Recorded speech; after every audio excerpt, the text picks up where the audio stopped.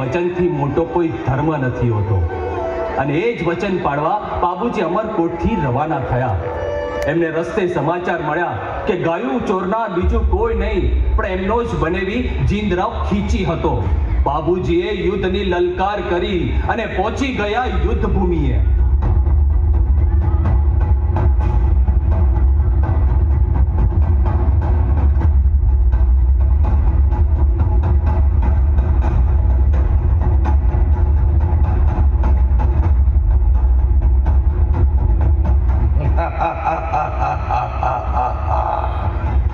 આખરે મારો દાવ સાચો પડ્યો બાબુ. હું તને યુદ્ધ ભૂમિ સુધી ખેંચી જ લાવ્યો નહીં બાબુ. જેમ તારા ભાઈની હત્યા કરી મેં મારા પિતાની હત્યાનો બદલો લીધો, એમ તને મારી હું આ કોલું મંડ ઉપર રાજ કરીશ. સપના જોવા એ સારી વાત છે, પણ ખોટું બોલવું એ સાવ ખોટી વાત છે. મારા મોટા ભાઈ બુડોજીને ભલે તે માર્યો હોય, પણ એનો આ નાનો ભાઈ હજી જીવે છે. બહુ વાર સુધી નહીં, કારણ કે મારાથી યુદ્ધ કરી તું પોતાના પ્રાણોની ભીખ માંગીશ. પ્રાણ જેવી તુચ્છ વસ્તુની ભીખ માંગવી પડે એવા કુળમાં મેં જન્મ નથી લીધો. ને તારું માથું ન નમાવું તો મેં ક્ષત્રાણીનું ધાવણ નથી પીધું.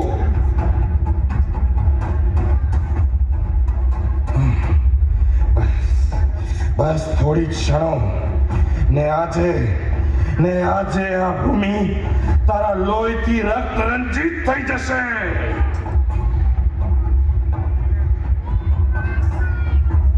બોલ હવે, કોનું લોહી વહેશે? જય નાગરેજી માં!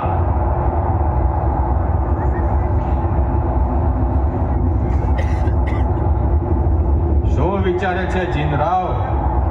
મેં તારું માથું કેમ ન વાળ્યું એ જ ને.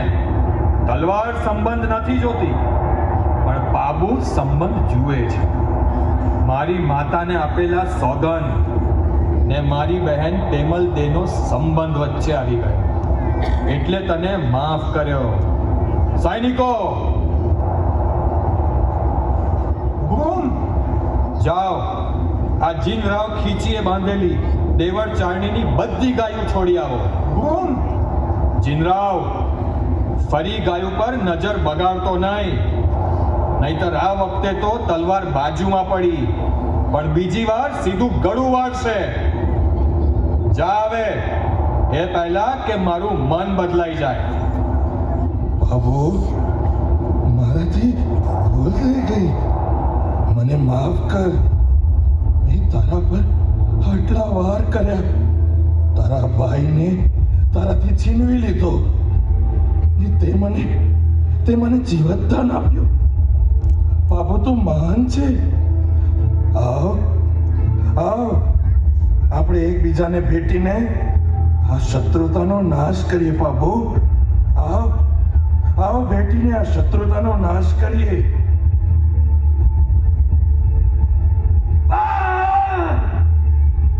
જીનરાવ!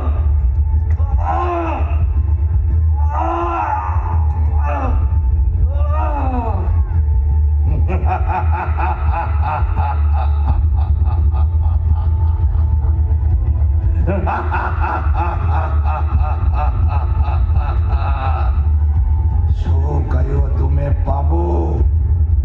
ભેટીને શત્રુતાનો નાશ કરીએ.